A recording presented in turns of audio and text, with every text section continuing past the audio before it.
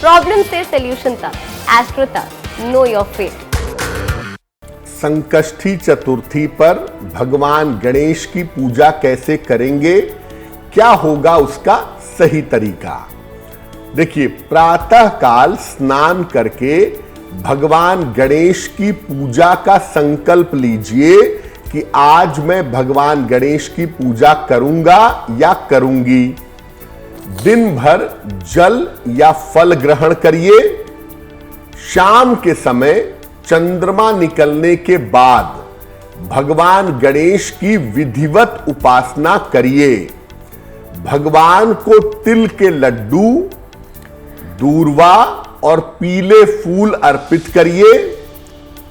इसके बाद चंद्रमा को अर्घ देना है, लेकिन निगाह को नीचे रखकर, चंद्रमा को बिना देखे हुए दृष्टि को नीचे रखकर चंद्रमा को अर्घ देना है। भगवान गणेश के मंत्रों का इसके बाद आपको जप करना है। बहुत सारे मंत्र हैं। ओम गंग गणपतये नमः, वक्रतुंडाय हूम, ओम गंग, ओम गणेश, बहुत सारे मंत्र हैं। तो भगवान गणेश के किसी भी मंत्र का आपको जप करना है और जप करने के बाद जैसी आपकी कामना है उसकी पूर्ति की प्रार्थना करनी है कि आपकी मनोकामनाएं पूर्ण हों। तो ये सरल सा तरीका है कि आप भगवान गणेश की पूजा संकष्टी चतुर्थी पर कैसे करेंगे। लेकिन चंद्रमा को अर्घ देना बहुत जरूरी होता है। चतुर्थी तिथि पर चंद्रमा को अर्घ देने के बाद बहुत सारे जगहों पर गणेश चतुर्थी की कथा भी सुनी जाती है और बहुत सारे लोग गणेश चतुर्थी की कथा कहते भी हैं और सुनते भी हैं। वो भी आप चाहें तो निश्चित रूप से कर सकते हैं। इस ऐड को स्किप करना तो बहुत मुश्किल है, पर लाइफ की प्रॉब्लम्स का सोल्यूशन ढूंढना आसान। प्रॉब्लम से सोल्यूशन तक, एस्ट्रो तक, नो योर फेट।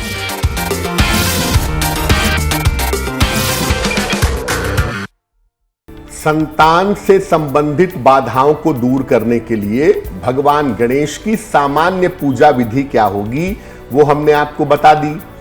अब आपके जीवन में किसी भी तरह की बाधा हो या किसी भी तरह का संकट हो, इसको दूर करने के लिए क्या उपाय करेंगे। देखिए, पीले वस्त्र धारण करके भगवान गणेश के सामने बैठिएगा। संकष्टी चतुर्थी पर रात के समय चंद्रमा निकलने के बाद उनके सामने घी का एक चौमुखी दीपक जलाइएगा और अपनी उम्र के बराबर लड्डू रखिएगा। मान लिया आपकी उम्र 30 साल है तो 30 लड्डू रखें। वैसे संकष्टी चतुर्थी पर तिल के लड्डू अर्पित किए जाते हैं। आप चाहें तो कोई और लड्डू भी अर्पित कर सकते हैं। फिर एक एक करके सारे लड्डू भगवान गणेश को चढ़ाइए और हर लड्डू के साथ कहिए गंग गंग गंग। ऐसा कह के एक एक लड्डू भगवान गणेश को अर्पित करिए और इसके बाद प्रार्थना करिए कि आपके जीवन की जो बाधा है, आपके जीवन की जो संकट की स्थिति है, वो स्थिति दूर हो जाए। इसके बाद एक लड्डू स्वयं खा लीजिए और बाकी लड्डू दूसरों में बांट दीजिए।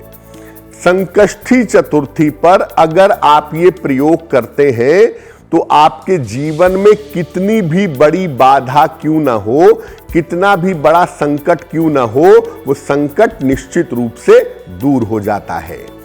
इसीलिए संकष्टी चतुर्थी पर हो सकता है कि आपने व्रत न रखा हो सकता है कि आप उपवास न रख पाए, लेकिन फिर भी संकष्टी चतुर्थी पर रात के समय भगवान गणेश की पूजा जरूर करिएगा, उनसे प्रार्थना जरूर करिएगा। निश्चित रूप से उनकी कृपा आपको प्राप्त होगी। देखिए, जो भी हिंदू परंपरा के पर्व और त्योहार हैं वो बड़े साइंटिफिक हैं और आपके शरीर, आपके मन पर बड़ा गहरा असर डालते हैं और आप स्वस्थ भी रहें, आप प्रसन्न भी रहें, उसके लिए भी उसमें उपाय शामिल होते हैं।